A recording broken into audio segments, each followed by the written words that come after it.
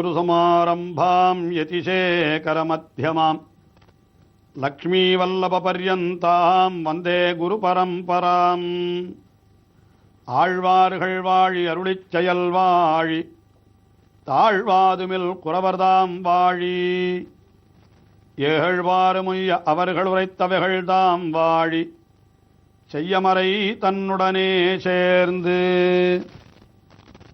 4000 திவ்ய பிரபந்தம் என்பவை ஆழ்வார்களால் அருளிச் செய்யப்பட்ட பாசுரங்களினுடைய தொகுப்பு. நாதமுனிகள் என்கிற ஆச்சாரியர் தான் 4000ஐயும் மிகவும் சிரமப்பட்டு அவற்றையெல்லாம் நம்மாழ்வாரிடத்திலிருந்து பெற்றார். பெற்ற பிற்பாடு இந்த திவ்ய பிரபந்தங்களை ஒரு வரிசைப்படுத்தி இப்பொழுது நாம் பார்க்கின்ற அந்த ஒரு முறையிலே, அதாவது முதலாயிரத்திலே இன்னென்ன பிரபந்தங்கள், இரண்டாவது ஆயிரத்திலே இன்னென்ன நூல்கள், மூன்றாவது ஆயிரத்திலே, நான்காவது ஆயிரத்திலே என்று நாம் பார்க்கும்படியான ஒரு முறையை ஏற்படுத்தி வைத்தவர் நாதமுனிகள் என்கிற ஆச்சாரியர் தான்.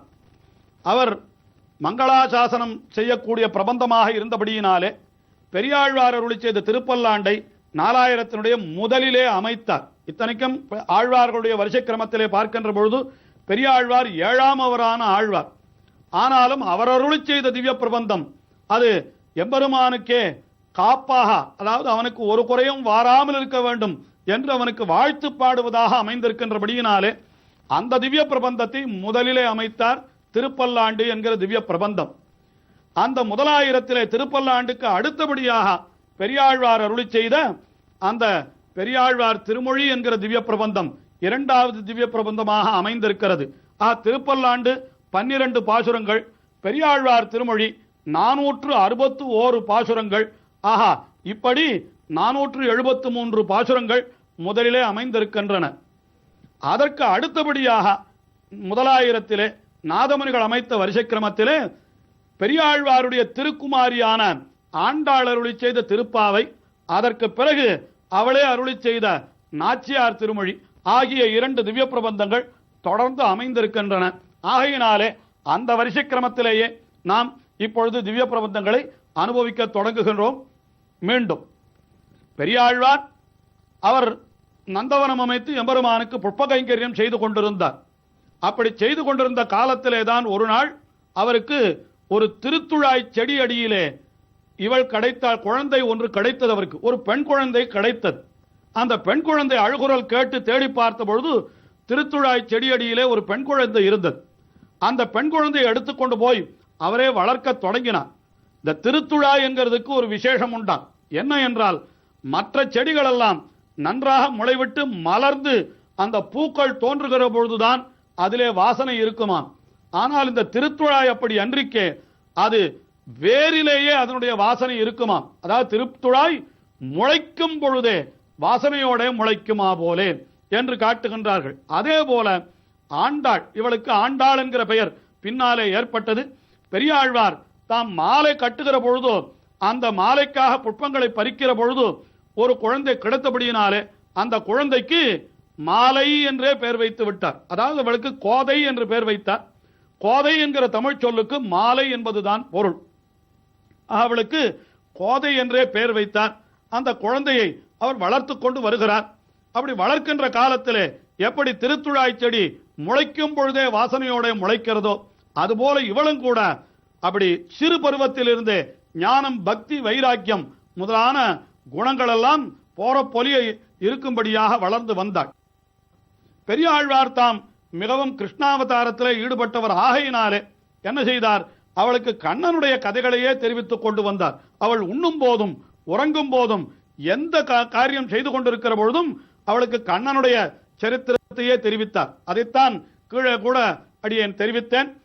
பெரியாழ்வார் திருமொழியிலே இருக்கக்கூடிய கிட்டத்தட்ட 270 பாசுரங்கள் கிருஷ்ணாவதார அனுபவமாக இருப்பவையெல்லாம் ஆண்டாளுக்காக சொல்லப்பட்ட விஷயமாக கூட இருக்கலாம் என்று கூட தெரிவித்தேன். அப்படி உடனேதான் அந்த அடுத்தபடியாக கிருஷ்ணாவதார அனுபவம் முடிந்தவுடனேதான் ஐயோ இந்த மகளை பிரிய வேண்டி இருக்கிறதே என்று பெரியாழ்வார் வருந்துவதாக 2 திருமொழிகள் 2 பதிகங்கள் அமைந்திருக்கிறபடியினாலே அப்படியும் கொள்ளலாம் என்று தெரிவித்தேன். அப்படி கிருஷ்ணாவதார அனுபவத்தையே இந்த ஆண்டாளுக்கு ஊட்டி ஊட்டி இவர் வளர்த்தபடியினாலே அவள் கண்ணனையே தனக்கு மணவாளனாக அடைய வேண்டும் என்கிற எண்ணத்தை தன்னுடைய சிறு பருவத்திலேயே கொண்டு விட்டாள். அவள் மிகச் சிறிய பருவத்திலே இருக்கின்ற பொழுதே அவளுக்கு கண்ணனிடத்திலே மிக அதிகமான ஈடுபாடு ஏற்பட்டு விட்டது. அந்த கோதைக்கு பெரியாழ்வார் தினந்தோறும் மாலைகளை கட்டி அந்த பூக்குடலிலே வைத்திருப்பார். அங்கே எழுந்தருளிருக்கின்ற எம்பெருமான், அதாவது ஸ்ரீவில்லிபுத்தூரிலே ஒரு திருக்கோயில், அந்த திருக்கோவிலிலே எழுந்தருளிருக்கின்ற எம்பெருமானுக்கு வடபத்ரசாயி என்பது திருநாமம். அதாவது வடபெரும் கோயிலுடையான் என்று தமிழிலே ஆச்சாரியர்கள் காட்டுகின்றார்கள். அதாவது ஆலின் இலையிலே துயில் கொண்டவனான எம்பெருமான் அவன்தான் இங்கே பிரதான தெய்வமாக அந்த ஸ்ரீவில்லிபுத்தூரிலே எழுந்தருளிருக்கின்றான். அந்த எம்பெருமானுக்கு சமர்ப்பிப்பதற்காக பெரியாழ்வார் மாலைகளை கட்டி அந்த பூக்குடலிலே வைத்திருப்பாராம். இப்படி மாலைகளை எல்லாம் பூக்களை எல்லாம் தொடுத்தார், மாலையாக கட்டி பூக்குடலிலே வைத்துவிட்டு ஒரு நாள் சற்று எங்கோ வெளியிலே சென்றிருந்தார். அந்த சமயத்திலே இந்த சிறு பெண்ணான ஆண்டாள் அவள் என்ன செய்தாள், அந்த குடலிலே இருந்த மாலையை எடுத்தாள், தன்னுடைய அப்படி தோளிலே அணிந்து கொண்டாள்.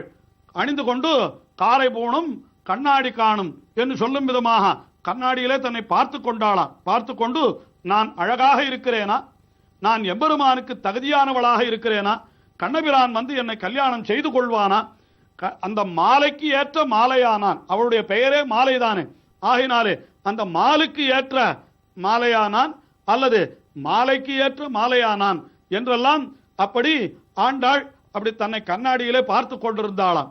அந்த சமயத்திலே பெரியாழ்வார் உள்ளே நுழைந்து விட்டார்.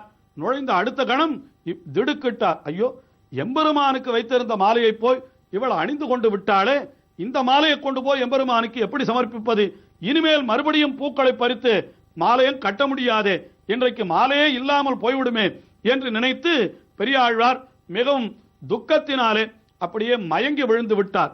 அந்த சமயத்திலே எம்பெருமான் அவருடைய கனவிலே தோன்றி, ஆழ்வீர், அவள் அணிந்து கொண்ட மாலைதான் எனக்கு மிகவும் உத்தேசியம், தினந்தோறும் இது நடந்து கொண்டு கூட இருக்கிறதோ என்னமோ, ஆயினாலே என்ன சொன்னான் எம்பெருமான், அவள் அணிந்த மாலையைத்தான் நான் அணிந்து கொள்ளுவேன், சாதாரணமாக நீர் கட்டுகின்ற மாலையை காட்டிலும் அந்த கோதை அணிந்து கொண்ட மாலை எனக்கு இன்னும் வாசனை உள்ளதாக தெரிகிறது, ஆயினாலே அவள் அணிந்த மாலையையே கொண்டு வந்து எனக்கு நீர் சமர்ப்பியும் என்று பெரியாழ்வாரை பார்த்து எம்பெருமான் நியமித்தானாம். உடனே பெரியாழ்வாரும் அப்படியே கொண்டு போய் அந்த மாலையை எம்பெருமானுக்கு சமர்ப்பித்தார். ஆகையினாலே எம்பெருமானே உகந்து அவள் அணிந்து கொண்ட மாலையை விரும்பினபடியினாலே அவளுக்கு சூடி கொடுத்த சுடற்கொடி என்று மாலையை தான் சூடி அதை களைந்து எம்பெருமானுக்கு கொடுத்தாள் என்கின்றபடியினாலே அப்படிப்பட்ட ஒரு பெருமை ஏற்பட்டது. ஆகையினாலேதான் இன்றைக்கும் கூட சில சந்நிதிகளிலே எம்பெருமான் புறப்பாடு கண்டருளுகிற பொழுது ஆண்டாள் சந்நிதி வழியாக எழுந்தருளினால் உடனே பெருமாளுடைய மாலையை ஒரு முறை ஆண்டாளுக்கு சாத்தி அதற்கு பிறகு ஆண்டாளிடத்திலிருந்து மறுபடியும் அதை பெருமாளுக்கு சாத்துவது என்கிற வழக்கம் இப்படி பல திவ்ய தேசங்களிலே கடைபிடிக்கப்படுகிறது. இப்படி எம்பெருமானும் கூட அவள் அணிந்த மாலையை உகந்து அவன் சூடிக்கொண்டான் என்று இப்படி சரித்திரம் செல்லுகிறது. இப்படியாக இருந்த காலத்திலே இடையிலே ஆண்டாளுக்கு உடனே எம்பெருமானோடு சேரப்பெற வேண்டும் என்கிற ஒரு பேரவா ஏற்படுகிறது. ஆனால் எம்பெருமானோ இன்னும் சில நாள் இவளை இந்த உலகத்திலே வைத்திருக்க வேண்டும். உண்மையிலே சொல்ல போனால் இவள் பூமி பிராட்டியினுடைய அவதாரம் என்றே சொல்லுகின்றார்கள். எப்படி பெரிய பிராட்டியார் ஸ்ரீமகாலட்சுமி, அவள் என்ன செய்தாள் என்னால் இப்படி சீதா பிராட்டியாக வந்து அவதரித்தாள். எங்கே என்னால் அந்த ஜனக சக்கரவர்த்தியானவர் யாகம் செய்வதற்காக பூமியை உழுகின்ற காலத்திலே அங்கே அந்த உழுகின்ற கலப்பையினுடைய நுனியிலே ஒரு பெண் குழந்தை கிடைத்தாள். ஆக பெரிய பிராட்டியார் அப்படி ஒரு பெண்ணாக வந்து பிறந்தாள் அந்த ஜனக சக்கரவர்த்திக்கு. அதே போல இங்கே என்ன ஆயிற்று என்று கேட்டால் இவர் அதாவது பூமி பிராட்டி இங்கே பெரியாழ்வாருக்கு பெண்ணாக திருத்துழாய் செடியடியிலே வந்து பிறந்தாள். அவளுக்கு சீதை என்று பெயர் வைத்தார்கள், இவளுக்கு கோதை என்று பெயர் வைத்தார்கள். ஆக அது பெரிய பிராட்டியாருடைய அவதாரம், இது பூமி பிராட்டியினுடைய அவதாரம். இதை மணவாள மாமுனிகளும் கூட உபதேசர்த்தன மாலையிலே தெரிவிக்கின்றார். என்ன தெரிவிக்கிறார்? இன்றோ திருவாடிப்பூரம் எமக்காகவன்றோ எங்க ஆண்டாள் அவதரித்தாள், குன்றாத வாழ்வான வைகுந்த வான்போகன் தன்னை இகழ்ந்து ஆழ்வாறு திருமகளாராய் என்று குன்றாத வாழ்வான வைகுந்த வான்போகம் அதை இகழ்ந்தாள். என்ன செய்தாள்? ஆழ்வார் திருமகளாராய் எமக்காக ஒன்றோ இங்கு ஆண்டாள் அவதரித்தாள். அப்படி அவதரித்த நாள் எது என்றால் அது இன்றோ திருவாடிப்பூரம் என்று ஆடி மாதத்திலே பூர நட்சத்திரத்திலே தான் அவள் வந்து அவதரித்தாள் என்று அவளை கொண்டாடுகின்றாள். அப்படி பூமி பிராட்டியே இந்த உலகத்திலே வந்து அவதரித்திருக்கிறாள். அப்படி அவதரித்தவள் பெரியாழ்வாரிடத்திலே கண்ணபிரானுடைய சரித்திரங்களை எல்லாம் கேட்டு கண்ணனையே தனக்கு மணவாளனாக அடைய வேண்டும் என்று அவள் துடிதுடித்துக் கொண்டு கிடக்கிறாள். ஏன் எம்பெருமான் உடனே அவளுக்கு அந்த அனுகிரகத்தை செய்யவில்லை என்றால் இவளுடைய திருவாக்கிலிருந்து அமுதமன்ன திருமொழிகள் பாசுரங்கள் எல்லாம் வெளிவர வேண்டும். அந்த பாசுரங்களை உலகனைத்தும் அனுபவிக்க வேண்டும். அந்த அனுபவத்தினாலே உலகனைத்தும் ஞானம் பெற வேண்டும் என்று எம்பெருமான் நினைத்திருந்தபடியினாலே அவளை இன்னும் கொஞ்சம் துடிக்க விடுவோம் என்று அவளுக்கு உடனே தன்னுடைய காட்சியை கொடுக்கவில்லையாம். உடனே இவள் எம்பெருமானை உடனே அடைய வேண்டும், அதற்கு என்ன வழி என்று தெரியாமல் அவள் தவித்துக் கொண்டிருக்கிற காலத்திலே தான் அவளுடைய திருவாக்கிலிருந்து 2 திவ்ய பிரபந்தங்கள், ஒன்று திருப்பாவை, மற்றொன்று நாச்சியார் திருமொழி. திருப்பாவை என்பது 30 பாசுரங்களை கொண்டது. நாச்சியார் திருமொழி என்பது 143 பாசுரங்கள். ஆக 143 பாசுரங்களை கொண்டதாக 2 திவ்ய பிரபந்தங்களை ஆண்டாள் அருளி செய்திருக்கிறாள். அதிலே முதல் திவ்ய பிரபந்தம் தான் திருப்பாவை என்கின்ற திவ்ய பிரபந்தம். இந்த திருப்பாவை என்கிற திவ்ய பிரபந்தம் எப்படி அவதரித்தது, இதிலே என்ன விஷயங்கள் சொல்லப்பட்டன, ஆண்டாள் தனக்கு எம்பெருமானிடத்தில் இருக்கக்கூடிய அந்த ஆராத காதலை, அந்த அன்பை இந்த திருப்பாவை என்கிற திவ்ய பிரபந்தத்திலே எப்படி வெளிப்படுத்தினாள் என்கின்ற விஷயங்களை நாம் தொடர்ந்து அனுபவிப்போம்.